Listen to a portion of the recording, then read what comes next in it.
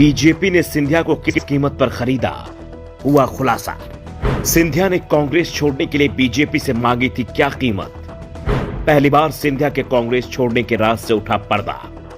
2.5 साल पहले मध्य प्रदेश में कांग्रेस के 2 दर्जन से ज्यादा विधायकों ने अचानक ही बगावत कर दी थी। यह बगावत हुई थी ज्योतिरादित्य सिंधिया के समर्थन में, जिन्होंने दावा किया था कि कांग्रेस में उन्हें सम्मान नहीं मिल रहा है। सम्मान की तलाश में सिंधिया बीजेपी में चले गए तो उनके साथ 2 दर्जन विधायक भी बीजेपी में चले गए, जिसके बाद राज्य में कांग्रेस की जगह बीजेपी की सरकार बन गई।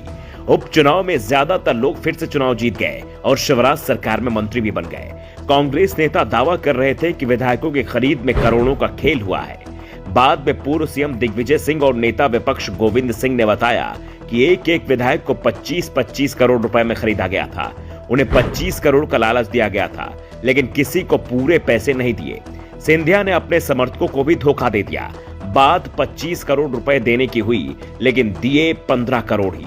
लेकिन सवाल ये उठ रहे थे कि विधायक तो 25-25 करोड़ में बिक गए, लेकिन सिंधिया की बीजेपी ने क्या कीमत लगाई, क्योंकि राज्यसभा का टिकट तो कांग्रेस भी दे रही थी।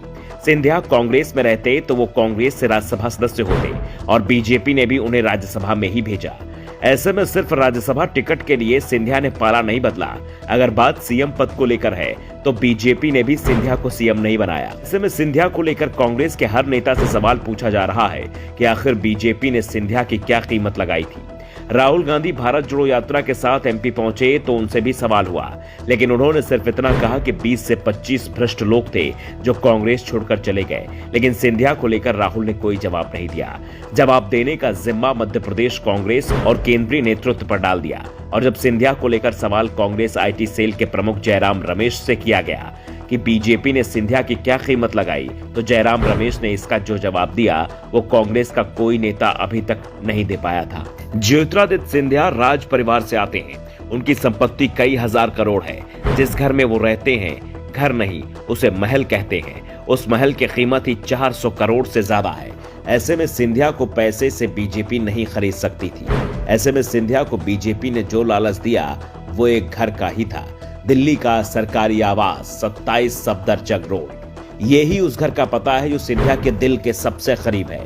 इसी घर में ज्योतिरादित्य सिंधिया के पिता माधवराव सिंधिया 2 दशक से अधिक समय तक रहे। इस घर में सिंधिया का बचपन बीता। इस घर से उनकी यादें भी जुड़ी हुई थी।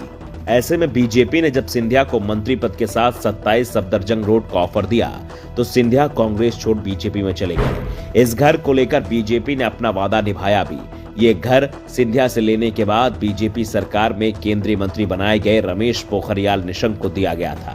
निशंक से बंगला खाली कर मंत्रियों के लिए आवंटित दूसरे बंगले में जाने को कहा गया, लेकिन निशंक ने बंगला खाली करने से मना कर दिया।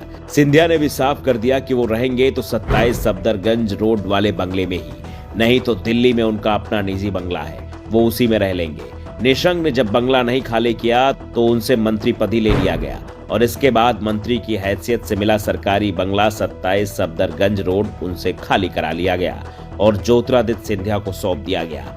एक बंगले के लिए ज्योतिरादित्य सिंधिया ने कांग्रेस से बगावत कर दी।